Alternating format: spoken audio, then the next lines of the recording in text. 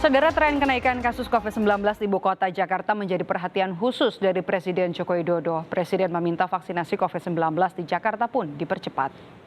Hari ini Presiden bertemu dengan Gubernur DKI Jakarta Anies Baswedan dan jajaran Forum Komunikasi Pimpinan Daerah DKI di Istana Kepresidenan. Usai bertemu dengan Presiden, Ketua DPRD DKI Jakarta Prasetyo Edy Marsudi menjelaskan isi pertemuan yang berlangsung secara tertutup itu. Presiden meminta Pemda DKI Jakarta menekan pertumbuhan kasus COVID-19. Nah, di sini Presiden meminta kepada masyarakat Jakarta, ya seperti daerah-daerah yang padat itu harus cepat divaksin dan targetnya Pak Presiden juga minta kepada Jakarta untuk jarak 85%. Dua Pak Presiden mengarahkan kepada kita ya perlu tindakan lapangan. Jadi kalau saya melihat Gubernur, kami, Pangdam, Kapolda itu harus banyak di lapangannya dan Razia protokol kesehatan di titik-titik kegiatan ekonomi pun kembali gencar dilakukan. Satpol PP menyisir lorong-lorong dan juga lapak pasar Senen Blok 3 Jakarta Pusat. Petugas mendapati beberapa pedagang yang tidak menggunakan masker. Sebanyak 22 orang diberikan sanksi teguran tertulis, sementara 15 orang lainnya menjalankan sanksi sosial. Razia gencar dilakukan menyusul meningkatnya angka penyebaran COVID-19 di DKI Jakarta dalam beberapa hari terakhir. Kita melakukan sosialisasi kepada para pedagang maupun pembeli agar selalu menggunakan masker. Tetapi masih kita temukan tadi ada beberapa pedagang yang tidak menggunakan masker.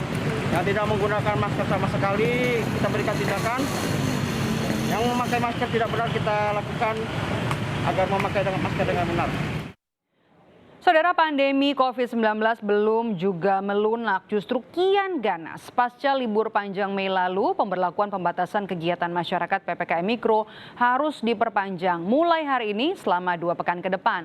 Nah, yang harus digarisbawahi adalah soal penambahan aturan dalam PPKM Mikro kali ini, yakni terkait dengan aturan bekerja dari rumah atau work from home. Nah, untuk di perkantoran yang masuk ke dalam wilayah zona merah COVID-19 berlaku 75% WFH. Artinya perkantoran hanya boleh diisi 25% karyawan secara bergantian. Nah, sedangkan untuk perkantoran yang berada atau masuk ke dalam wilayah zona oranye dan zona kuning, proporsi bekerja dari kantor tetap sama dengan aturan sebelumnya, yakni hanya 50%.